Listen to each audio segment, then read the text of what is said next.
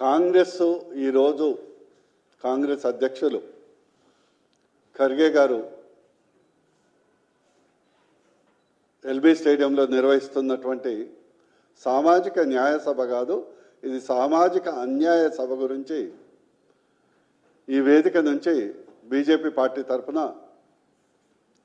4 కోట్ల తెలంగాణ ప్రజల తరఫున కాంగ్రెస్ అధ్యక్షులకు మరియు ముఖ్యమంత్రికి ప్రశ్నించడం జరుగుతుంది. ఈ సభలో వారు ఈ ప్రభుత్వం ఏర్పడి 18 నెలలైంది. ఈ సభలో వారు జవాబు చెప్పాల్సిన అవసరం ఉంది. మొట్టమొదటిగా వారు మంచి స్లోగన్ పెట్టారు, జై బాపు, జై భీమ్, జై సంవిధాన్. నిజంగా చెప్పాలంటే జై బాపు, జై భీమ్, జై సంవిధాన్ ఈ ముగ్గురిని అంటే 3 పేర్లను విధ్వంసం చేసింది, భావజాలంగా హత్య చేసింది కాంగ్రెస్ పార్టీ. నేను ఆరోపిస్తున్నాను, మీకు క్లుప్తంగా కూడా చెప్తాను. ఈరోజు ఏదైతే బాపు ఆశయాలు ఉన్నాయో, స్వరాజ్యము, గ్రామ స్వరాజ్యము, అవినీతి రహిత ప్రభుత్వము, లేదా పారంపర్య రాజకీయాలు కాకుండా ప్రజా స్వామ్యబద్ధంగా నడిపియాలను అనే గాంధీ పేరును కూడా కబ్జా చేసి, పాపం గాంధీ కుటుంబ సభ్యులు ఎక్కడ పోయినరో ఎవరికి పత్తా లేదు, గాంధీ పేరును కూడా కబ్జా చేసి ఈ యొక్క డూప్లికేట్ గాంధీలందరూ నెహ్రూ గారి వంశం ఎట్లయితే మతం మార్పిడి జరిగినట్లు పేరు మార్పిడి కూడా జరిపి ఈరోజు యావత్ భారతదేశాన్ని ఉన్నటువంటి సమస్యలన్నిటికీ ప్రధాన కారకులు ఈ నెహ్రూ కుటుంబం, నెహ్రూ డూప్లికేట్ గాంధీలని కాంగ్రెస్ పార్టీ అని ఈ సందర్భంగా మేము చెప్పడం జరుగుతుంది.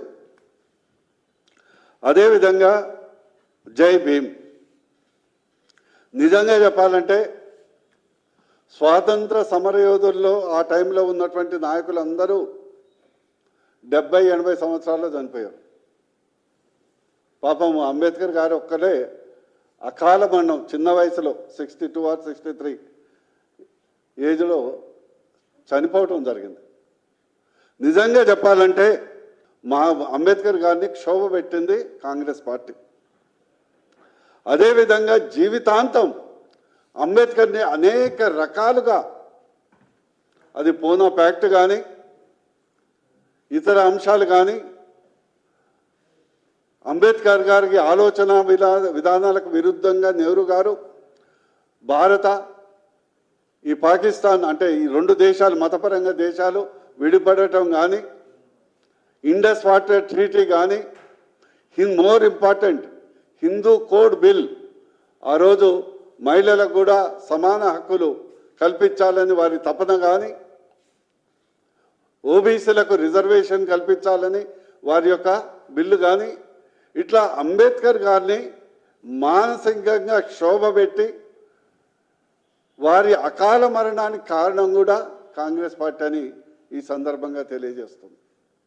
నిజంగా చెప్పాలంటే అంబేద్కర్ గారిని 2 సార్లు, ఒకసారి ఆయన పిఏని నిలబెట్టి కాంగ్రెస్కు ఉన్న ధనబలం, జనబలం, ఆర్థిక బలం అన్నీ ఉపయోగించి అంబేద్కర్ గారిని ప్రజాక్షేత్రంలో ఎన్నికై రాకుండా రాజకీయంగా హత్య చేసింది కూడా కాంగ్రెస్ పార్టీ. వారు పరోక్షంగా రాజ్యసభ ఎంపీగా వెస్ట్ బెంగాల్లో అప్పటి భారతీయ జనసంఘం మరియు ఇతర పార్టీల సహకారంతో రాజ్యసభ ఎంపీగా అయ్యారు. 2 సార్లు ఎన్నికల్లో ఆయన రాజకీయ జీవితాన్ని హత్య చేయడానికి పూనుకున్నది కూడా కాంగ్రెస్ పార్టీ. బీజేపీ ప్రభుత్వం ఏర్పడే వరకు వారికి భారతరత్న ఇవ్వకుండా అడ్డుపడ్డది కూడా కాంగ్రెస్ పార్టీ. వారి ఆశయాలకు తిలోదకాలు ఇచ్చి కేవలం నామమాత్రం